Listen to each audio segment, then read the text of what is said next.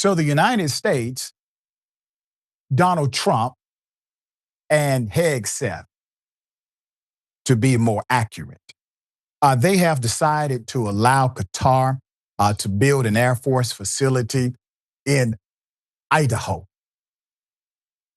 Here it is.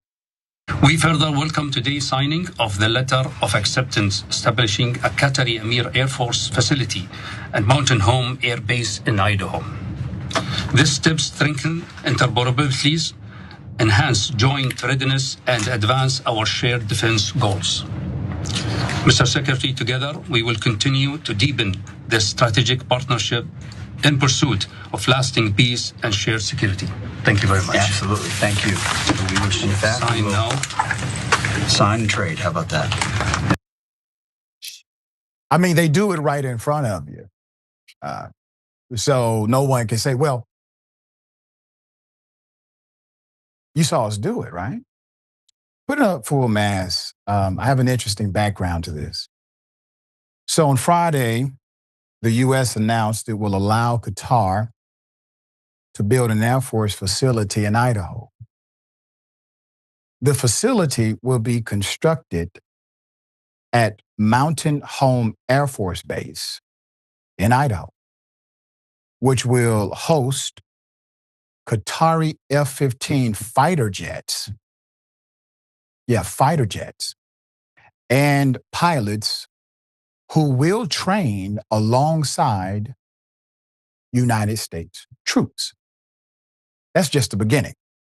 Quote, the location will host a contingent of Qatari F-15s and pilots to enhance our combined training, increase the lethality, and interoperability. Hegseth used an SAT word. He said this during a meeting with Qatari, the counterpart. This was at the Pentagon. Quote, it's just unclear. It's just another, example of our partnership. And I hope you know, Your Excellency, that you can count on us.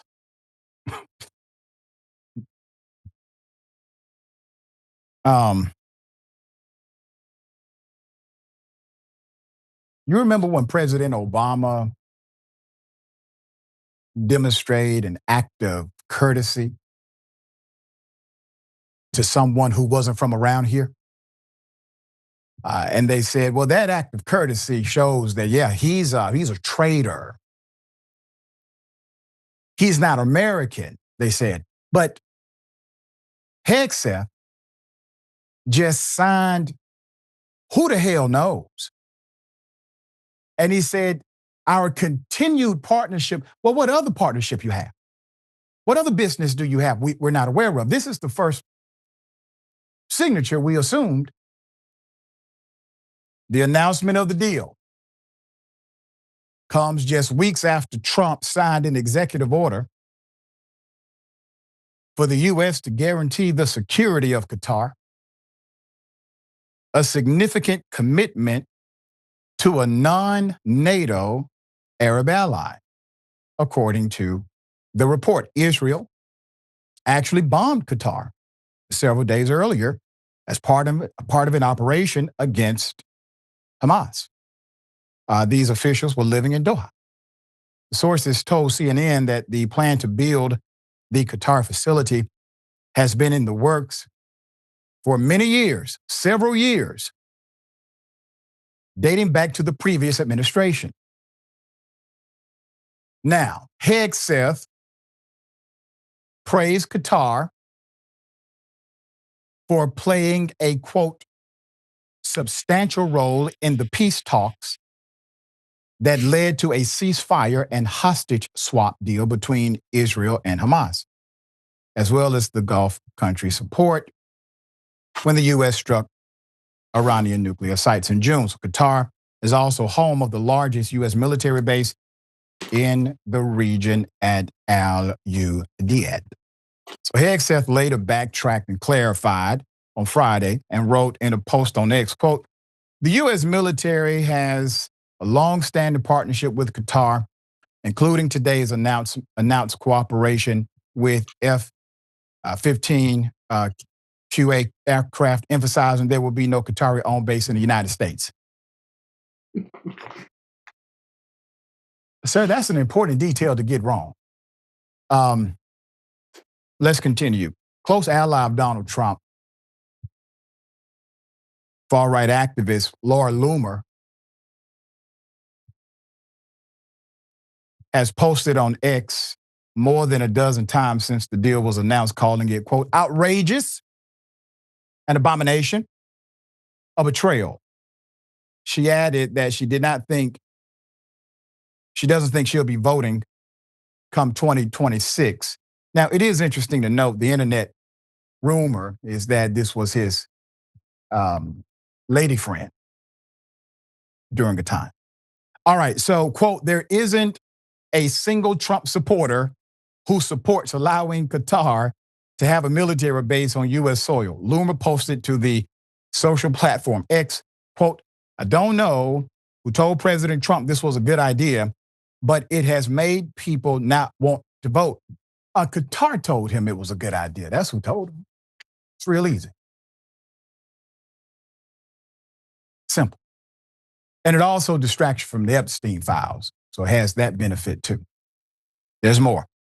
The Qatar facility specifically has been in the works for several years. A 2022 announcement from the Mountain Home Air Force Base, published while President Biden was in office, provided the results of an environmental assessment looking at the, quote, potential impacts associated with the bed down of a U.S.-led Qatar Emory Air Force F-15 QA squadron at the base, but this allows for the U.S. preparing a Qatari jet to be used as Air Force One also. So earlier this year, remember this, right? The Boeing aircraft, valued at about $400 million, is being donated by the Qatar or by Qatar or the Qatar government as an unconditional gift with any necessary retrofitting cost being borne by the U.S. government. The White House has insisted that taking the aircraft is legal and pledged that it will be donated to Trump's presidential library once he leaves office. Current rules suggest U.S. officials can only accept gifts under $480, which President Obama followed and made sure everybody else did as well. Laura Loomer, once again, an influential, likely ex-girlfriend of Trump, right-wing social media influencer, has said that accepting the plane will be a stain on the administration. No, it's a stain on your ex. So everybody continues to jump around the one issue that's right in front of them, the elephant in the room. Who's giving Trump bad advice? Why do they keep doing this to Trump? Even Marjorie Taylor Greene refuses to say Donald Trump is in charge. He wanted the damn job. He campaigned one way, decided to govern another. Instead of saying it that clearly, all of these individuals who are obviously adversarial to the current policy direction of Donald Trump refuse to make Donald Trump responsible for Donald Trump. And this is why Trump believes he can get away with it.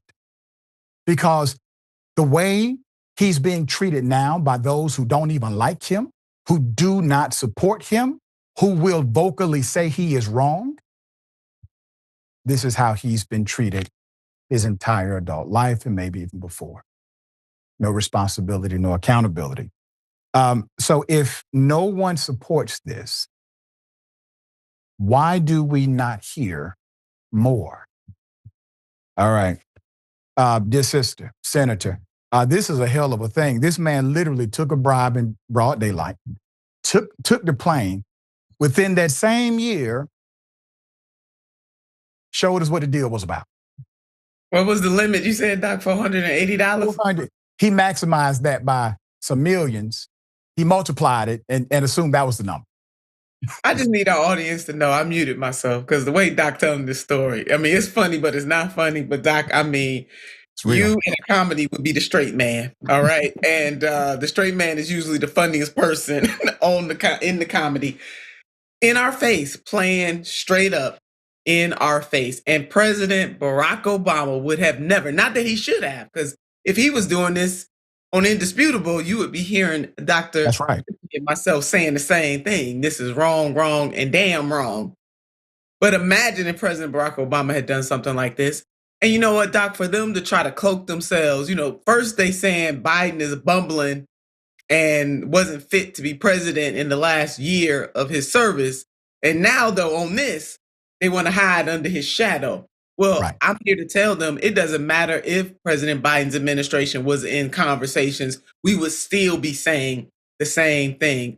And oh my God, I don't know if hell has frozen over, but maybe slightly, because I am in agreement on this particular issue with Sister Laura. This is ridiculous. I know. Leave it to Trump.